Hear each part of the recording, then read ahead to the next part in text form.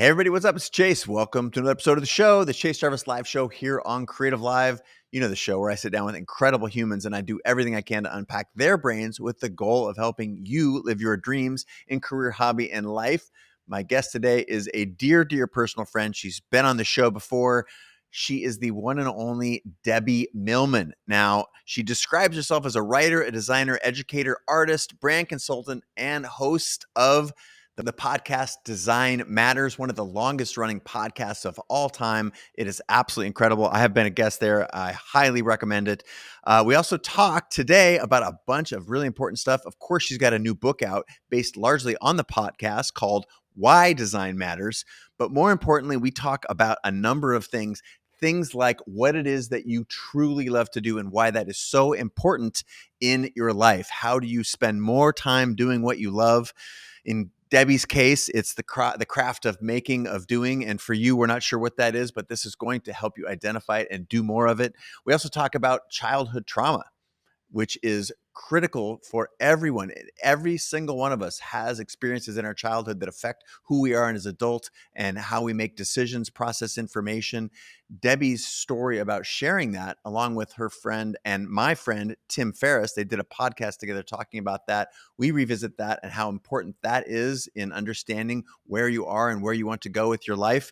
We talk about one of the most profound pieces of advice that I think I've ever heard.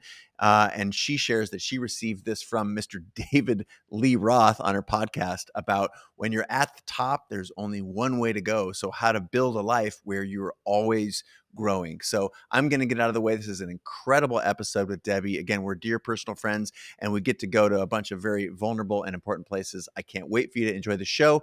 I'm going to step out of the way and let you get right to it. Yours truly and Debbie Millman.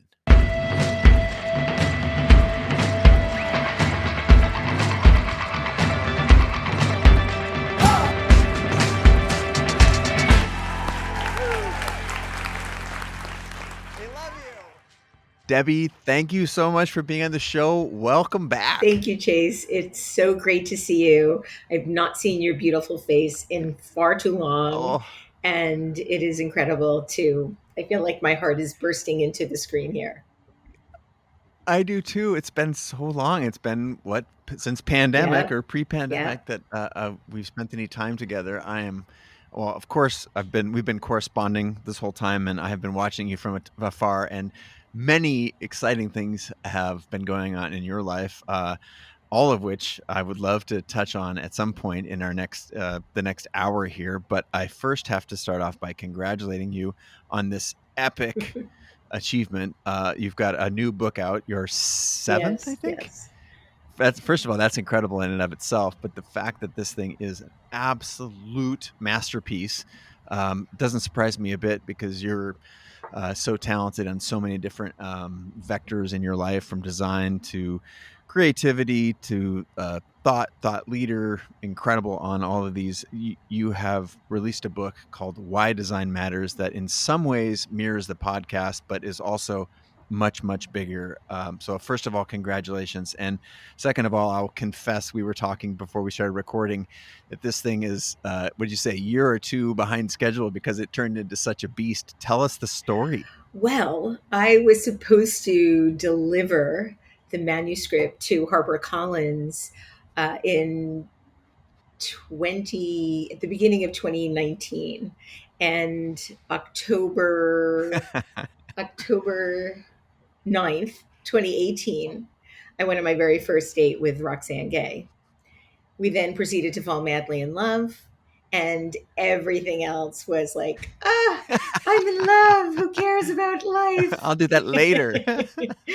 So somehow I magically thought that I'd find the inspiration to do it and still be able to make my deadline, and then realized that was never, ever going to happen. And so I ended up getting, in 2019, a year extension. And then, of course, what happens in 2020? And my plans for a national photo shoot, going all over the country, shooting the subjects of my interviews, also went up in smoke. and I ended up having to do the entire book from my living room, which I actually have to say I could definitely say that there's lemonades here, because rather than rely on my own eye and having to ask multiple photographers to work with me, I ended up being able to buy the most beautiful shots that I could find of my subjects. And so that's where my advance went. And but in many ways gratefully spent, because I really am as proud of the photography in this book. And as a photographer, I think you know how important that is and what that means that I'm Oh, saying yes. this. I actually feel that I'm as proud of the photography that we were able to procure as I am of the interviews. Mm. I Well, really that worked says a lot hard. because you are one of the best interviewers in the world, and so that comes at very very high Thank praise. you. If you think that's true, and as again, I received this book from you, and it is absolute stunner. And very few books have the ability to feel like an art book and have so much depth. And I want to say the title. It's Why Design Matters, which is a um, parallel. I'll call it a parallel track to your legendary podcast, Design Matters. But the subhead here is Conversations with the World's Most Creative People, which is one of the reasons that you've been on this show before, because you are one of the world's most creative people, certainly one of the most creative people in my life. You've been recognized by all of the places that recognize creative people, whether that's Fast Company or all the other, you've been on all of the lists. But you truly, not only do you speak creativity, but your ability to pull it out of other people is unparalleled. And this is like, if you are right now listening to this show and you are not subscribed to Debbie's podcast, stop everything, press pause on this show, go subscribe. The fact that you were able to manage extracting this insane amount of wisdom as you would in a narrative oriented book from so many people in such a beautiful package. Um, I truly, as someone who's written books and done both art and narrative books, holy cow, you nailed Thank it. you. Thank you, Chase. That means a lot coming from you. It really does. Uh, It was not an easy uh, process. In fact, I think it would be fair to say it was a bit of a street fight, me against the book. But I think we made our peace together at the end, and now I'm really proud of it. well, I want to circle back to the book in a Sure. moment, and for the handful of people who are not familiar with your work, they heard me gush about you in the intro. Um, I'm curious how you would describe your own work, because you've had numerous career arcs, very intertwined with all kinds of interdisciplinary. You're an interdisciplinary artist. But I'm wondering, in your own words, how would you describe um, your work? Well, um, the first line to my bio is something like, I am a designer, author, educator, and host of the podcast Design Matters. And I think that's pretty accurate. I mean, I've worked in the field of branding for 30 plus years now.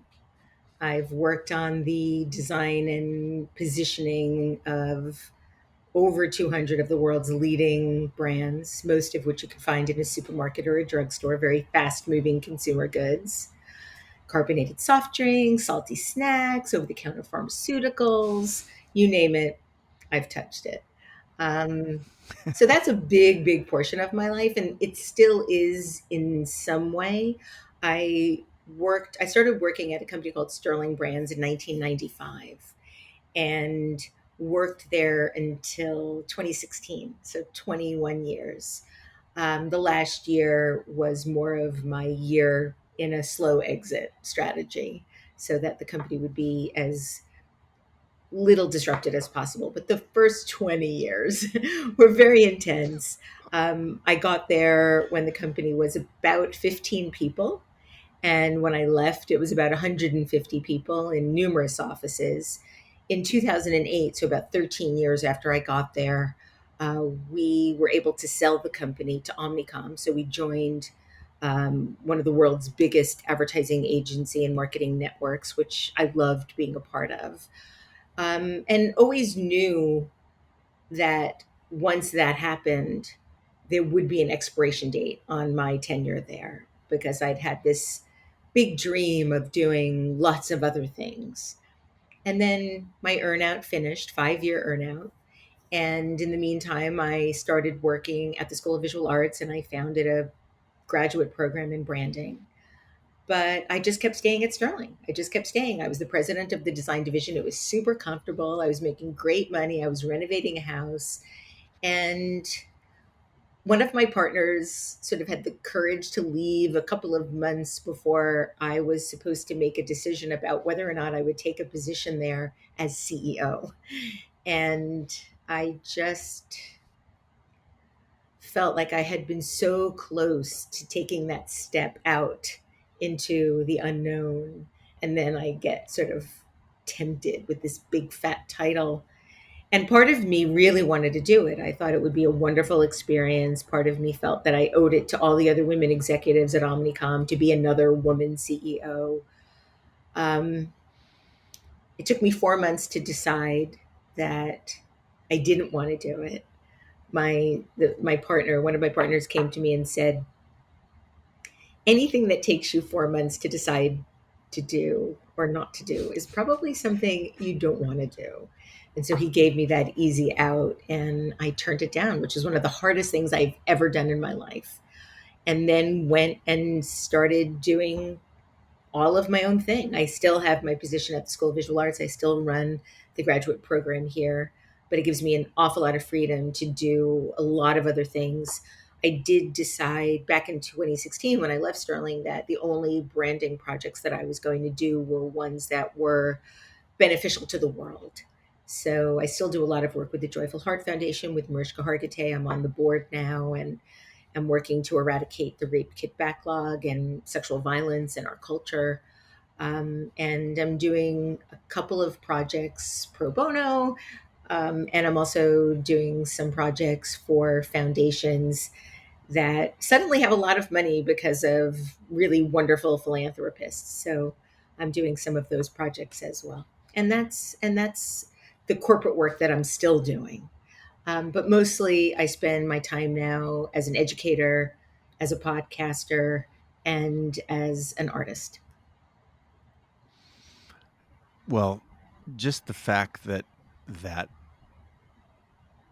is so rich and so multifaceted, I think underpins the point that I made, when we were reacquainting there in the intro about the breadth of thought, the depth of experience. That you touched so many things, and there right now, there's someone who's walking on a walking path or sitting in traffic in their car listening to this, and they're saying, that sounds like a dream. There are creatives all over the world who have been told that you have to focus, focus, focus, focus in order to be able to be recognized in your field. And, if the longtime listeners here know that I have a prescription for this, but I'm dying to know how you would advise or answer that question. Debbie, I want to do everything. I want to wake up and, be a watercolor artist one day and an author the next day. And I want to run my brand agency and I want to do all these different things. And, the reality is that there are a handful of people in the world who do that.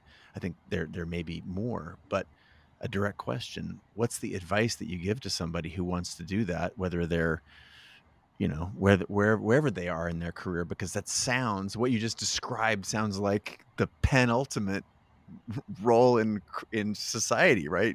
Only take the coolest projects and work with amazing people and touch everything. So Well, help us, first, let's put this in figure it out. perspective.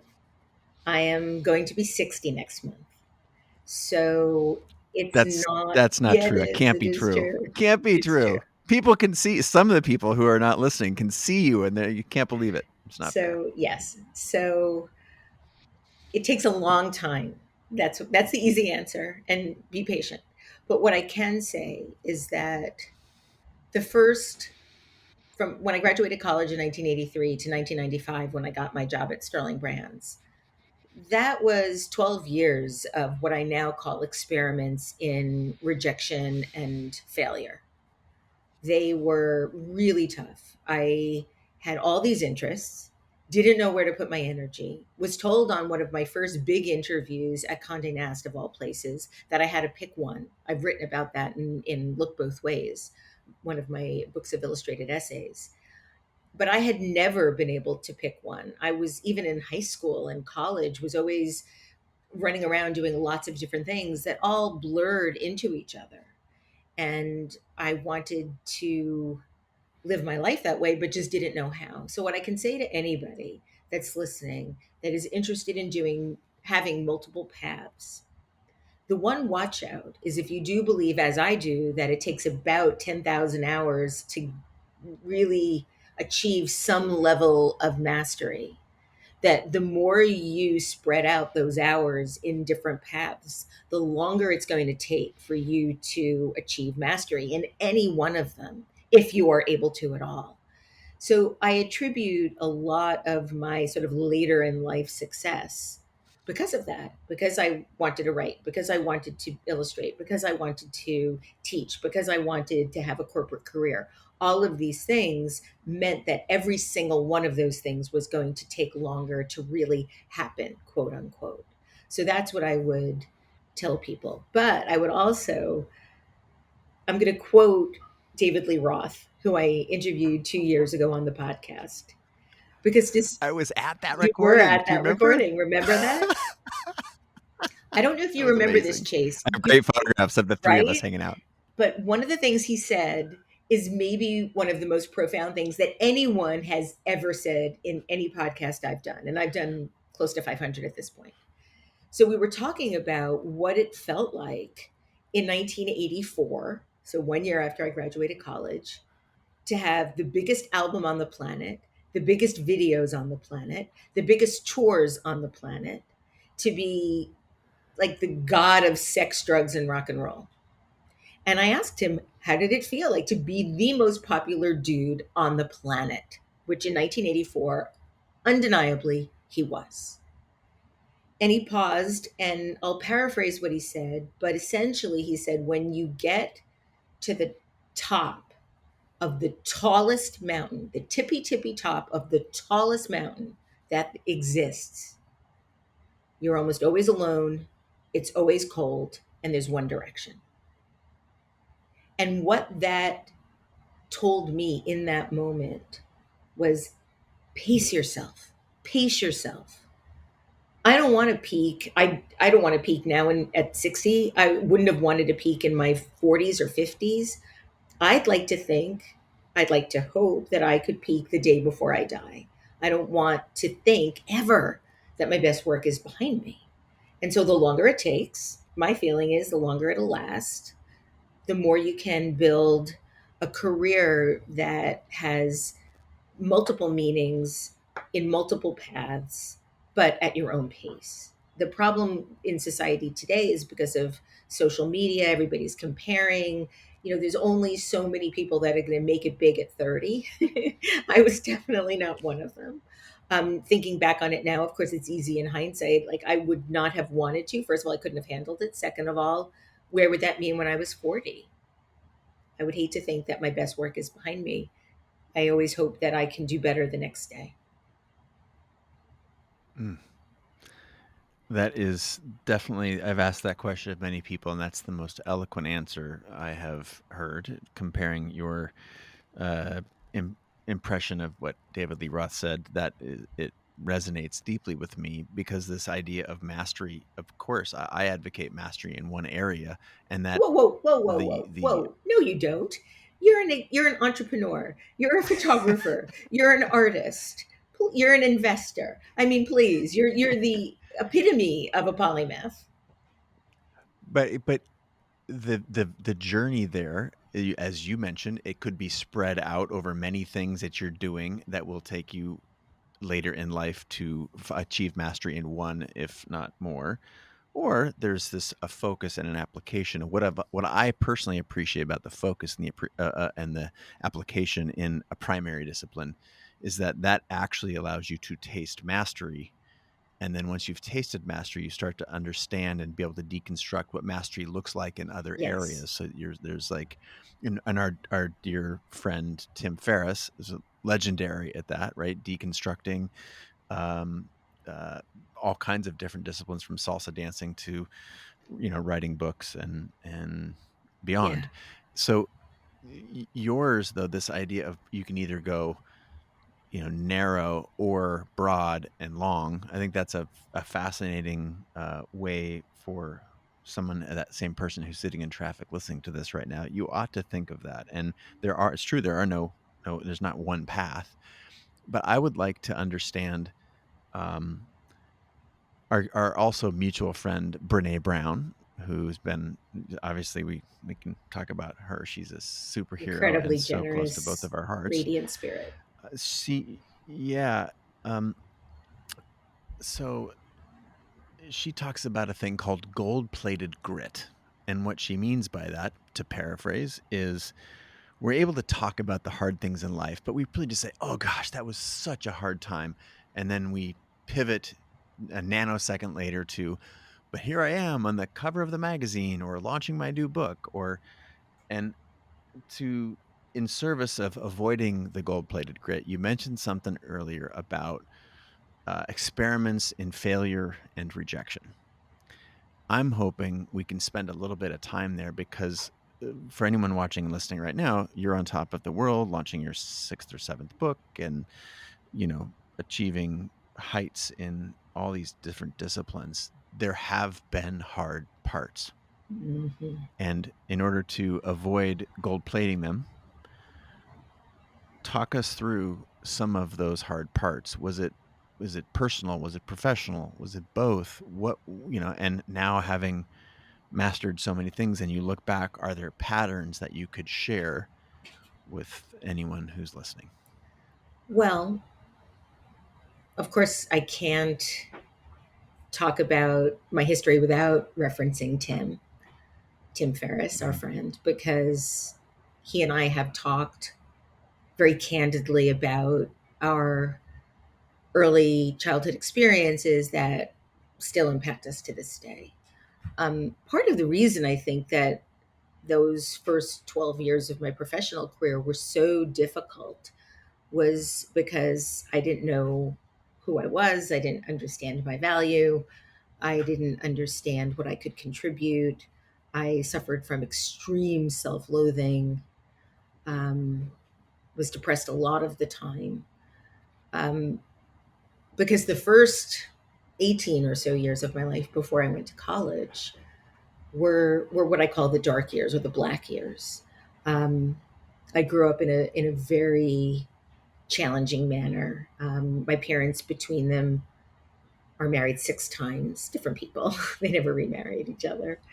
Um, After my parents got divorced, I was in fifth grade when that happened. My mother quickly remarried a man who was brutally abusive to me and other family members. In my case, he was physically, emotionally, and sexually abusive for many years, and told me that if I told anybody, he would kill my brother. And I believed him. He was a very big, strong dude and had been a boxer, and his previous wife had died, so I wasn't entirely sure like how she died. And so I really believed him. And so I spent 4 years of my life wearing as many pairs of pajamas as I could put on before I went to sleep so that it would take him longer to get to me, and in constant terror for my life and my brother's life. And after they got divorced, my mother got involved with another person who was also verbally and mentally abusive. sexually abusive in a different way, not so much physically, but verbally. And he and my brother didn't get along at all. And at that point, my brother just decided, I can't take this anymore, and went to live with my father. And so it was just me, my mother, and this other dude for a long time. So I got away as fast as I possibly could. Was 18 years old, went to college, never looked back, and started college wanting so much, but not knowing how to get anything, not knowing how to ask for things, not knowing how to put myself in a position of risk or experiment. I was so terrified all the time. And my lead gene at that point, and even the first, I would say, 20 years of my career, wasn't even artistic achievement. It was self sufficiency. My lead gene was being able to take care of myself. And that's what drove a lot of my ambition. And that's also what drove my going into a corporate career. I remember in the summer of 1983 thinking, what am I going to do? Which path am I going to take? Am I going to be a fine artist? Am I going to be a commercial artist? I wanted to live in Manhattan. I wanted to take care of myself. So I chose a path of commercial art in an effort to be able to take care of myself and know that I could be secure. And that was the most important thing to me through my early 30s. And it was only when I finally could pretty reliably take care of myself that I started to realize just how unhappy I was. And at 30, went into therapy, and that changed my life. And I've been doing that ever since. So, with the same therapist, there's like a world record happening here, I think. Um, and I've talked again a lot about this with Tim, because there's so many different paths that one could take for healing, whether it be um, medicinal, whether it could be spiritual, whether it could be psychological. Tim and I talk quite a lot about that on his podcast, because while we are so simpatico in so many ways emotionally, we've taken very different paths to arrive at where we are in our lives right now. The healing the conversation you two had about healing. Of course, there's a handful of friends that you shared with internally that you guys were going to do this, and I felt very grateful to be aware that you were doing that work together, and that was one of the most powerful podcasts I've ever listened to. If for anyone who's listening now, you're going to want to go check that out. Um, the role of childhood trauma, I think that's a really important connection. That having icons like yourself share that very publicly, that is a not just a thing that happened; it's a process that you have worked, at least half of your adult life to heal from. But I do have to And say, excuse me for interrupting, because I don't want to interrupt you, but no, this is a please, really important no. thing to acknowledge. I don't know if I would have had the courage, the balls, whatever you call it, to actually disclose to the world that this had been part of my history. Not that I was ever interested in gold covered grit, because I talked very freely about how difficult the early years of my career were. And I've been doing that for a long time, mostly because I want people to understand that they don't have to give up if they don't make it to, Forbes under 30 at 30. But when Tim interviewed me the first time, because I had already been working for the Joyful Heart Foundation with Mariska and on the No More movement, he very astutely asked me something that no one else had ever asked. And of course, it happened to be on like the world's most popular podcast. And, he said, I noticed on the Joyful Heart Foundation website that you say your work there makes your life make sense. How come? And I had no idea that question was coming, Chase. Like, Tim doesn't give me the questions ahead of time. He didn't say, by the way, can we talk about this? It was just like, he didn't even know really what I was going to say. And in that instant, I remember it's like my whole life passed before my eyes. And I was, okay, this is my friend Tim, and this is like the biggest podcast in the world. So should I make up a story on the spot? Which, because he's a really smart dude, he's probably gonna know. So I just like took the step into the unknown and shared with him why it made my life make sense to do this really important work. And after that, the shame was gone. After that, I had so much inner shame, so much inner self-loathing about ever having anyone know about this. It was always such a big deal to tell someone and then have to worry about pity and just the notion of somebody feeling sorry for me or being seen as a victim or being seen as hopeless or helpless. All of those things disappeared. And it was suddenly, this happened. Kind of happens to 1 in 3 women, 1 in 6 dudes. So maybe it's important to share. And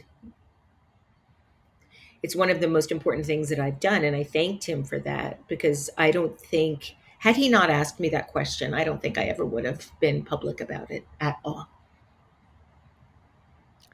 I I remember listening to that episode, and again when you shared it with a handful of your friends before going public with that episode, I was able to I went and re-listened to two previous interviews, one where I was on your podcast, Design Matters, and another where you were on my podcast. And you had talked in great detail about this process as a young person trying to make it in New York and doing all these things and not having a direction. And, it's incredible. I just got chills when you describe that now as you didn't have an answer to the question, why did that help your life make sense? And to me, I it all made sense to me to hear, why we have attached, or why in this case you have attached, the different experiences of your life, either correctly or incorrectly, or as a mechanism for coping. Is that's what all this is about, really, is that's your body and your world's ability to protect yourself, and how that plays out in your life. I would like to understand and take this in a direction of how did that, because as you said, 1 in 3 women, 1 in 6 men have experienced this. So that's a big chunk of the listeners right now. And I'm wondering, clearly there is all kinds of work, and you specified different modalities for you and Tim and lots of other folks. How do you feel like this contributed, positive or negatively? I'm not interested in value judgment here, but how did it contribute to who you are today, the success that you've had in relationships with your, now few years in love with Roxanne Gay, and obvious, huge commercial and professional success? Can you tie those things together? Well, I And sort of if have so, to. how? Yeah, I sort of have to because it's all one life. I think that a lot of my drive and need for achievement came from profound self loathing. So if I could succeed at this, or if I could prove myself like that, then I'm worth something. Then I'm worthy of being alive. Then I deserve to be here. And to some extent, I still think that's true.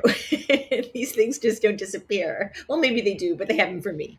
I still find myself conflicted in that way very often. And Roxanne has said to me recently, every time you raise the bar and reach it, you then raise it a little higher. You can never just relax. And that's very true. It is very true. Still working on that. Hope to be able to get over that before I die. Um, so a lot of that early drive came from trying to be safe, trying to be secure, trying to feel like I mattered in some way. But I was also profoundly afraid of revealing who I was, certainly about my childhood trauma, and then my growing suspicion. I don't even know if that's the right word. My growing inclination or my growing acceptance. That's the word. My growing acceptance that I was a gay woman. I was married to men in my 20s and my 30s. I had two marriages, one from the time I was 27 to 30, and then another in my late 30s. So I married one marriage in my 20s, one marriage in my 30s. And I remember when I hit 50, I was like, I did it. I made it through my 40s without getting hitched again. And never ever thought, and was very vocal about the fact that I never thought I was going to get married again, that I had no interest in getting married again. Um, it didn't help that I had to pay alimony to the second husband, but whatever. A little snarky. Um, and then when I fell in love with a woman for the first time, with Maria Popova, she was like, I'm out and proud. I'm not going to be involved with a woman who's not interested in being out. And so I came out. I came out when I was 50 years old. And Maria and I were together for 5 years. We're still very close friends. And everything in my life changed from there. Everything. It was really hard for me to come out to everybody that I knew. I was worried that I'd be judged, had a lot of my own inner homophobia. I also was so worried about being so damaged from my early childhood trauma that this would further make me like damaged goods, that I was just not worthy of being alive. And again, a lot of inner homophobia that I've since gotten over and really truly understand why the word pride is used. I didn't understand that before, and now I do. And after Maria and I broke up, I went on a sort of self-imposed solo life. I had gone from relationship to relationship to relationship. I joked, I think, on Brené's podcast about how my love life, I was like, I operated my love life like a taxi driver. I'd drive around with an available sign. Somebody would hail me, they'd get in. I'd drive around with them for a while, they'd ask to get out.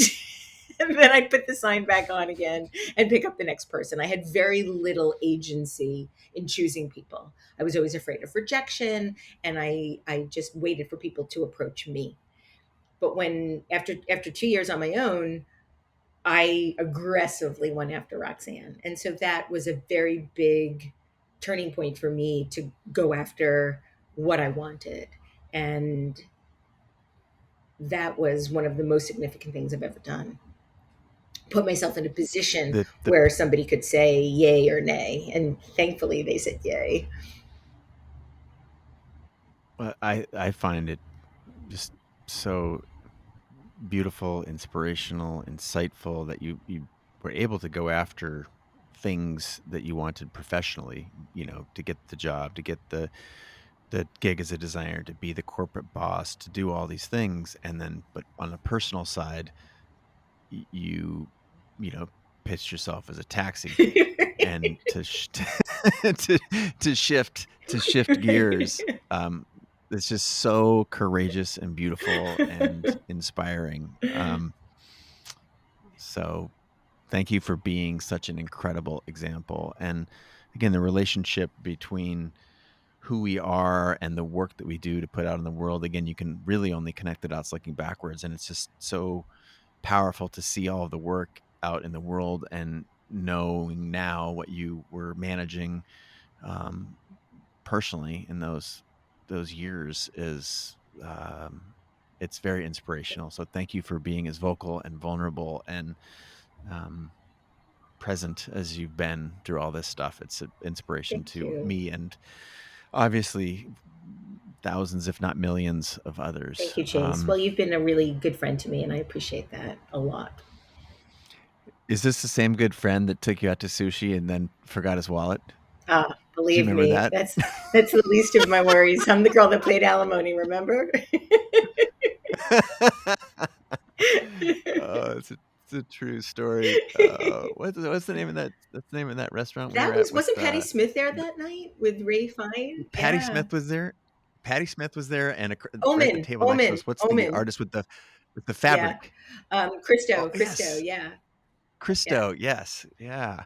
It's classic New York. It's like That was so celebrities exciting. We surrounding were sitting there everywhere. like, "Oh my god, That that's was. Patty Smith. That's Patty Smith. That's actually Patty Smith." uh, here, her book is incredible. Just Kids. There, that's such an amazing book. Yes.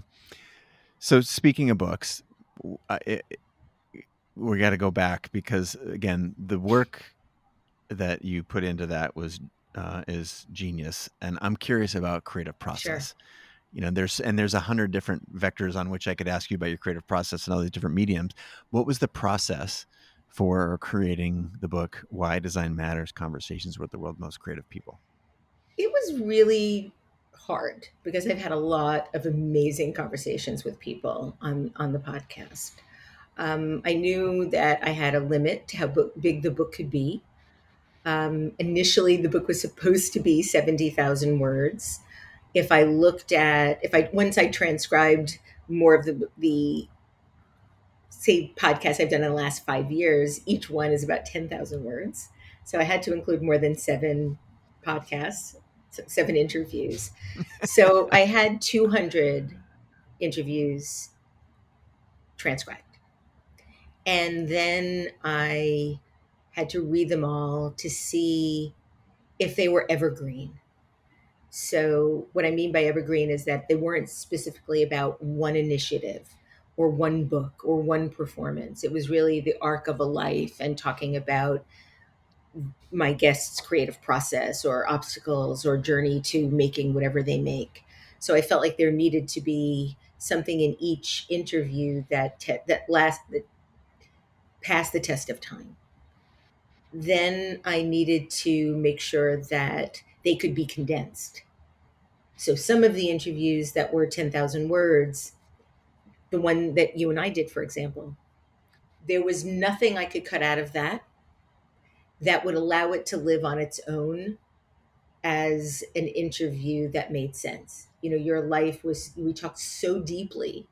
And so that now will live in a separate online version where there's a lot more content available. Although you are represented in the book by a full page typographic quote, of course. But in some cases, it was really difficult. Stefan Sackmeister, another great interview, profound interview, couldn't cut it down. Eric Kandel, the Nobel Prize winning physicist, couldn't cut it down. Just taking the anything out was all muscle. There was no fat. So that was a really difficult process. So I ended up having room for about 58 interviews. The criteria from my editor was no more than 4,000 words. That was so hard. And then I had to find photography that also would have one connective tissue. It was easy to find great photography that was stylistically defendable, ownable to the photographer. Annie Leibovitz, for example. I, but there was no way for that photography to work in an arc alongside other photographers. So the criteria for the photography was also the photography needs to have soul. I need to see the soul of the person in their eyes. And they could be close-ups, they could be portraits, they no matter what they are, as long as they're soul, then that's really what I was looking for. And then they also had to be beautiful. So a couple of people that I interviewed, I just couldn't get that I wanted in the book, couldn't get great photography. So then they didn't make it in, unfortunately. And then there were some people whose interviews were so wonderful that I had to literally find better photography because whatever they gave me, I couldn't use. Oliver Jeffers ended up at the very last minute doing a whole photo shoot just for me so that I could get a photograph that would work in the book. Thank you, Oliver. I finally found a photograph of Elizabeth Alexander that represented her beauty in a way that I felt was necessary. So that was also a big challenge. And then, everything else, just the whole nature of putting together a book. Oh, the first designer that I worked with, my dear friend Paul Sayer, quit because working with HarperCollins was too difficult. And he decided, you know what? He had already quit on Steely Dan, so quitting on Debbie Millman was not going to be that hard. It was a really challenging process. And then my agent, Charlotte Sheedy, recommended that I ask Alex Kalman, who I knew because of Myra Kalman and because Tibor Kalman was one of my personal heroes in the 80s and 90s and helped me make some really big decisions about the direction I wanted to take my life in. So then suddenly to be working with Alex Kalman, whose parents helped create me, that was incredible. And Alex just knocked it out of the park for me. He did a beautiful, beautiful job and put up with every little nudgy thing I wanted. What if we try this? How about we make 68 individual scribbles to end each chapter? It was like he was willing to try anything for me. Well, I think it's pretty. I think a lot of the world, a lot of the people in your life would do anything for you, basically, Debbie, because you're Well, so charming and freaking awesome. thank you. I just want to mention a short list of people who are in this book. The creative minds like Laurie Anderson, Brene Brown, Shepard Fairey, Tim Ferriss, Malcolm Gladwell, Milton Glaser, Ira Glass, Seth Godin, Stephen Heller, Anne Lamott, Eluna, um, Marilyn Minter, Amanda Palmer, Priya Parker, Esther Perel, Maria Popo. I mean, the list goes on. Our different Brandon Stanton. The list of epic minds it's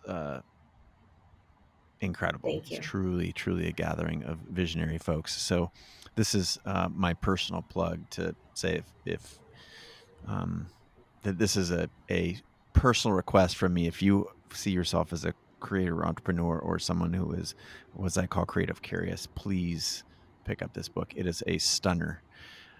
In the same way that when you were interviewing people as a part of your creative process, you like to talk about things that were beyond, that were timeless. I do believe the book would be timeless, but these concepts that you have talked about,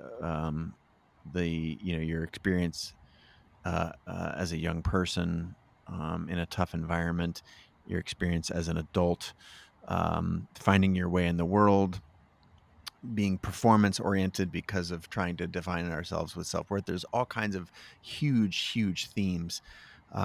One that also stands out to me is leadership.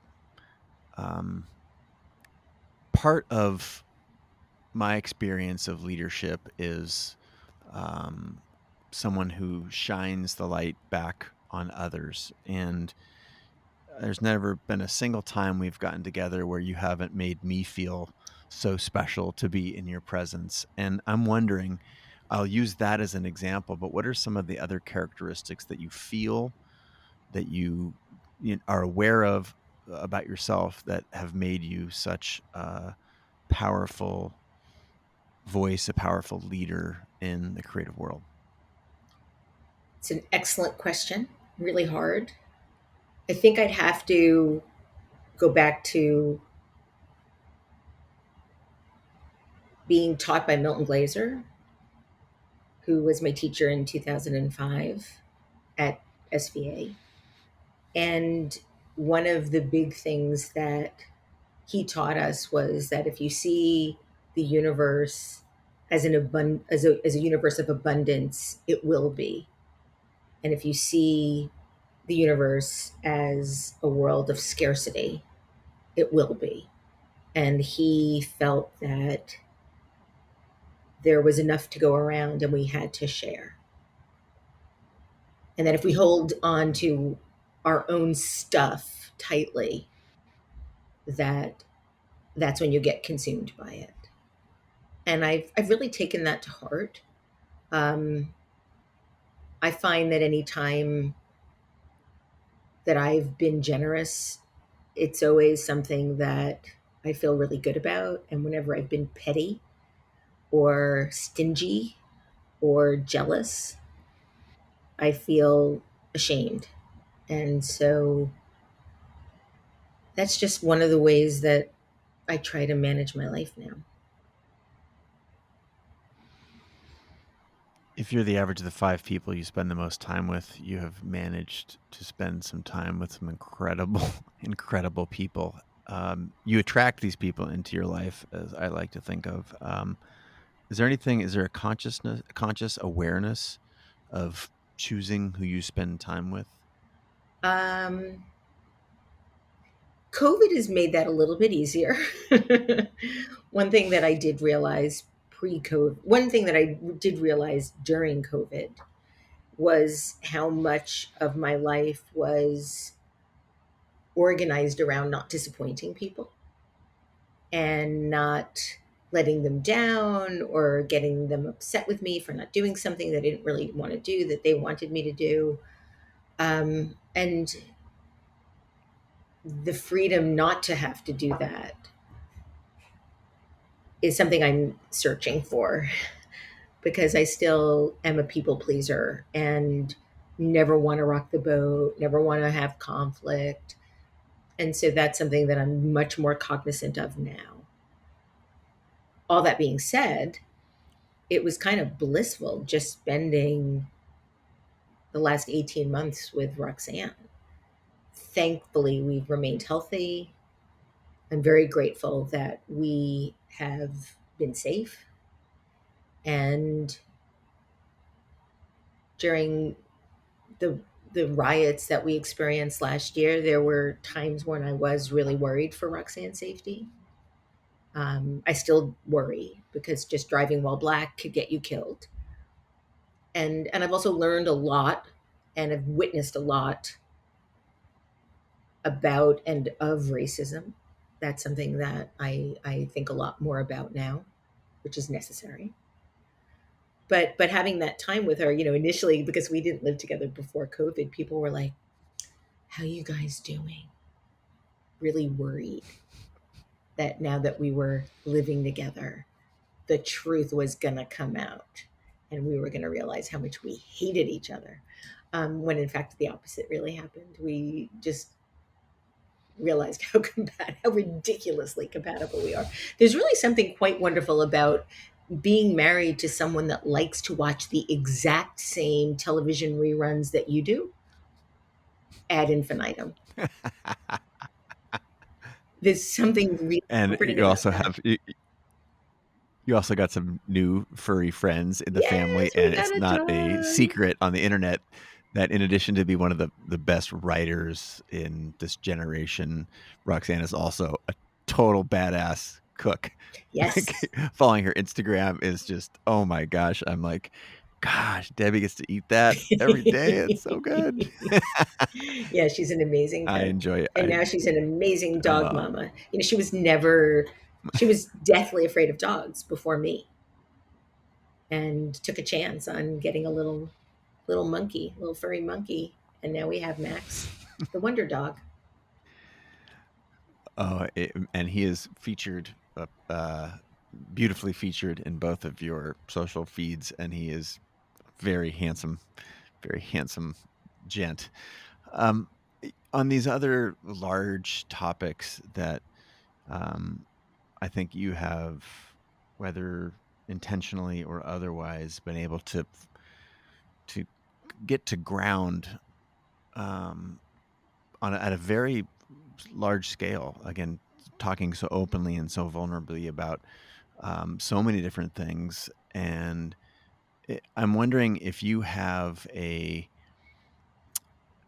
if you see yourself in a new chapter, and if so, what are some of the phrases or ideas or parameters that are defining this? I like the word season better than chapter, but this season of your life, and I'm wondering if you could share your thoughts on Oh, jeez. You ask such big that. questions. Um,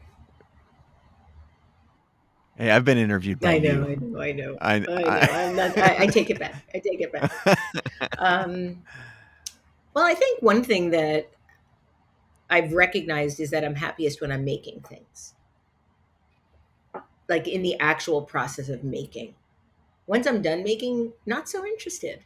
So it's the process of making something that I find so life affirming. And, it could be a lesson plan, it could be a book, it could be a podcast. I just love making something from nothing. There's something magical about that process that I've come to really revere. and see as a gift. So I try to do that as much as I can. I mean, it's scary to turn This 60. I do have to say, like, whoa, time is running out. I remember when my Aunt Ida was 60, and I was always so concerned about why she always had stuff in her teeth. And I'm really worried that that's what I'm going to turn into. So I become a flossaholic. But I am consumed by the idea of if not now, when? What does it mean to live a full life? When do you feel like it's full enough? And to have that constant beam running through your life now,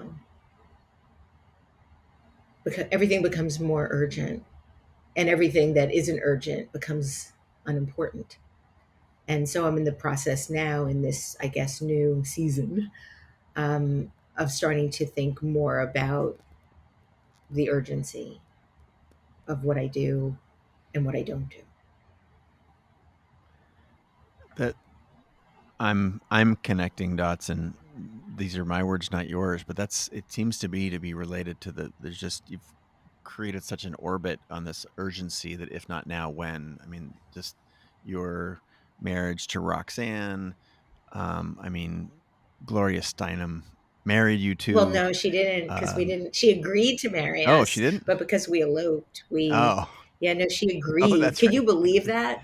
Like we had an That's opportunity to be I mean, married by Gloria Steinem. Instead, we went to a place in LA in Encino called instantwedding.com LA with two of our dearest friends and our family on FaceTime. but see, that's actually a better story now in a weird way. The Gloria Steinem juxtaposition of marrying those two us. is Yeah. that's what I mean. Like this, and even sort of what's pregnant in that concept that you just mentioned is exactly what I'm talking about, right? The if not now, when? Like we could Right. be, we could do this thing which is legendary, or we can do this other thing which in a way is more legendary. So it's just it's fun, being a friend of yours and watching this season of your life be so rich, and to see it poured out in your work in the book. um, I want to shift our attention, if we can, to an area where I think you are um, able to be expressly helpful to Oh, people, good. and that's one of the missions and visions of this show, is to help people find their calling in life and pursue that with vigor and an inspired, passionate way. um, and it stems indirectly from, you did a class at Creative Live called A Brand Called You, which if you haven't, if you're listening again, you haven't checked it out and you're a subscriber, you ought to. It's incredible. uh, I'm wondering, this that's kind of, as I zoom out on the things in the orbit here of my notes of what I wanted to talk to you today, it is very much about a life well lived. It's about finding yourself, losing yourself. There's is all these, it's life with a capital L, and art with a capital A, creativity with a capital C. In many ways, that is, if I had to sum up your life, I feel like those are some of the concepts that I would try and put my arms around, which are big. And here you are teaching other people to be able to brand themselves, to position themselves. And you've talked about it in, largely in the professional sense, because it was a class on Creative Live. But I feel like there's a bigger narrative there. And I'm wondering if, as you hit this season, this new stride, or this new season of life, as we're referring to it, would you change anything from the way you have taught, or is there are there what's the lens that you would coach people? Because again, people right now are like, oh my God, what an incredible soul. I can feel it just oozing out of this woman. I want some of that. And from a very practical standpoint, from a coaching standpoint, a teaching, again, I'm referring to your class at Creative Live, but here that if we could do a little addendum to that, people want some of this. What would you say to them? Could you steer them towards that? Well, the name of that class, and I also teach a class with the same name at School of Visual Arts to my students, is a brand called You, which is a riff on Tom Peters' book and his 1995, I think, Fast Company cover story called A Brand Called You, which kind of changed the game. But I don't know that I make it clear enough in my Creative Live class that there's a sort of tongue in cheekiness to that title. And I want to help people create better ways of finding their path in that class and defending their ideas, presenting who they are. But I do have to say, and this is the big addendum, and maybe it needs to be refreshed for the class.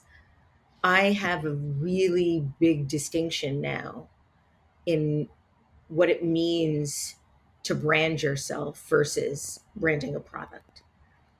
And a lot of it comes from the research that I've done in the last 5 years in understanding how much humans manufacture meaning. And we manufacture meaning through symbols, through artifacts, through objects. We've been doing that on this planet for about 10,000 years. We started creating a way to articulate our view of reality and record our experiences on the caves of Lascaux. 10,000 years ago, we started to create marks to signify our beliefs. They didn't have a P&L associated with them. They didn't have a return on investment that was expected by shareholders. But these marks allowed us to telegraphically communicate our beliefs in a way that allowed others that were seeing them to believe that we were all part of the same tribe, literally and figuratively. We were able to telegraph that communication in an effort to be safe, in an effort to feel part of something bigger than we were on our own. We've been doing that ever since in a more and more and more and more sophisticated manner. There's really no difference in the way that we've created religious symbols and communicated those across the planet and created consensus through those marks and behaviors and rituals, and then in how we create behaviors and rituals using the Nike logo. There's no difference. The common denominator in both or all is that they're manufactured. They're not alive.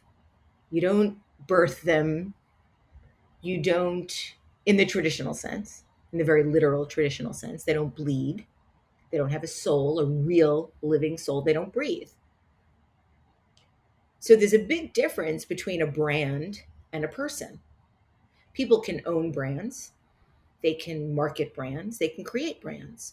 But to see oneself as a brand freezes you in time. You become a slave to that identity. Humans are messy. We lie, we evolve, we cry, we celebrate. We do all sorts of things that brands could, should, and never try, and never will be able to. So rather than grow your brand, which is a manufactured entity, I suggest that you work on growing your reputation and your character. And then all of those other things that you want in terms of awareness, in terms of acknowledgement, those things come from that. People know that brands are manufactured entities. The last thing I think personal brand is an oxymoron because brands aren't personal. You can project your personality into them, but they're never going to give you anything back because they're not alive, and we are. And so I suggest for anybody that's looking to build a brand, concentrate first and foremost on your character, concentrate on your reputation, concentrate on the mastery of what you're making. And then everything else comes from there. I'll get off my soapbox. I'm that's the best soapbox. You stand on that thing and shout as long and as loud as you can, because that was absolutely Thank you. beautiful. And I can't think of a better way to end our conversation. As much as I could talk to you, dear friend, for another infinite number of hours, I'm that is absolutely a beautiful sentiment. It's one of the most applicable pieces of advice this I think ever on the show. So Yeah. thank you very, very much. Congrats on the book. Again, Why Design Matters, Conversations with the World's Most Creative People. This show will drop the same week it is out. This is available 100. It's you just go to your indie bookstore or Amazon online, whenever you get your books. And congratulations. It's a stunner. And thanks for being on the show Chase, again. thank you. I love It's you. a You're treat. my I true miss you. friend. I want Thank to be in you. the same I know, I room. do too. I want to be in the same room. It's crazy. When are we going to be able to do that again? Thanks. Until next time. Is there anywhere else you'd like to steer people and their energy around the work that you're doing? I know the book is what we're excited to share today, but anything else where you'd steer Just people? creative life. It's the best place to It's a be great. inspired. It really is such a great class. And the conversation with Roxanne is also available Yes. there. That was such a important and timely one. Thanks for sharing her with me early on in your experience. And good luck with the documentary. For those who don't know, that if you're watching the show, there are some cameras that have been moving in the Yeah. background, and it's another example of all of the different vectors you've got going on. Congratulations, friend. Thank you. I'm so happy to celebrate you and your moment. Um, Please give my best to I will. Roxanne. And signing off until the next time we get to be together Absolutely. again, I bid you and everyone else out there on the internet, in the world, I bid you all adieu. Thank you, Chase. Thank you.